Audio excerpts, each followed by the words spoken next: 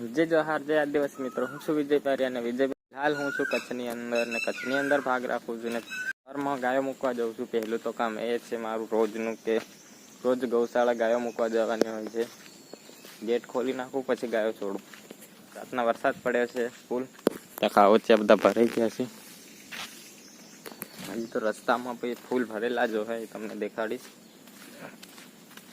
આપણે ગાયો છોડી નાખી દી.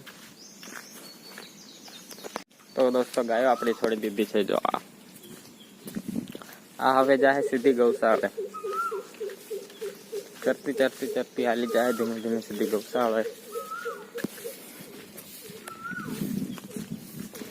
પાણીના ખાબુચિયા તો અહીંયાથી જ ભર્યા છે, ગેટની બહારથી જ રસ્તેથી. આપણે કાઢીને વરસાદ બી છાંટા ચાલુ થઈ ગયા છે. જો ગાયો ચાલી જાય છે બી.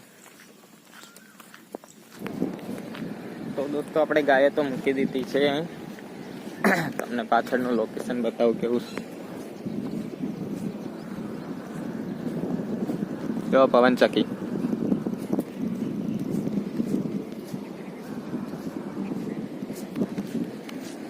ફોટોશૂટ માટેનું સારું છે, એક લોકેશન કહેવાય.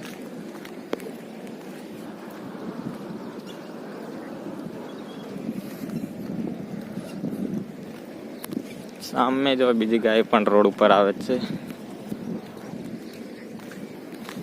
સવાર સવારમાં કેટલી ગાયો આવતી જોઈ આજુબાજુની વાડીઓની. જો તમને કીધું તો કે રસ્તામાં પાણીના ખાબોચિયા ભરેલા જ હોય છે.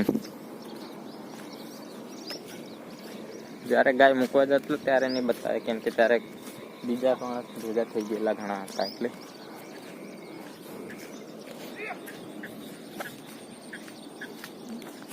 રાતના વરસાદ ઘણો પડ્યો છે.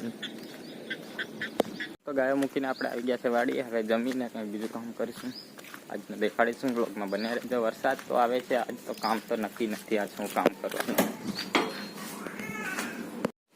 તો ફાઇનલી દોસ્તો હવે આપણે લાકડા કાપવા માટે જઈએ છીએ, ઝાડ કાપવા માટે.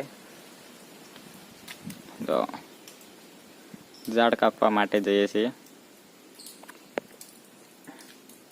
જો આ એક ઝાડ તો મેં કાપી નાખ્યું છે, તમને દેખાડું. હવે આ બીજા કાપવાના છે, કેમ કે આપણે કાંબા વાવ્યા હતા એમાં જાડા લાકડાનો ટેકો દેવા માટે લાંબાનો,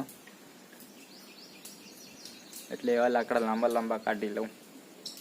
ચલો કેટલા કાપું છું પછી તમને કહું. કાપી લઉં પહેલા. તો દોસ્તો આપણે લાકડા કાપીને હવે અહીંયા આવી ગયા છે રૂમ પર, કેમ કે વરસાદ ઘણો ચાલુ થઈ ગયો છે. હમણાં તો છાંટા છે પણ ઘણો આવી ગયેલો. વિડીયો બનાવવાનો ભૂલી ગયેલો. હવે હું પૂરો કરીએ છીએ. Bye bye. કેમ કે આપણે પૂરો નતો કર્યો આ બ્લોગ, એટલા માટે પૂરો કરીએ છીએ. બાય.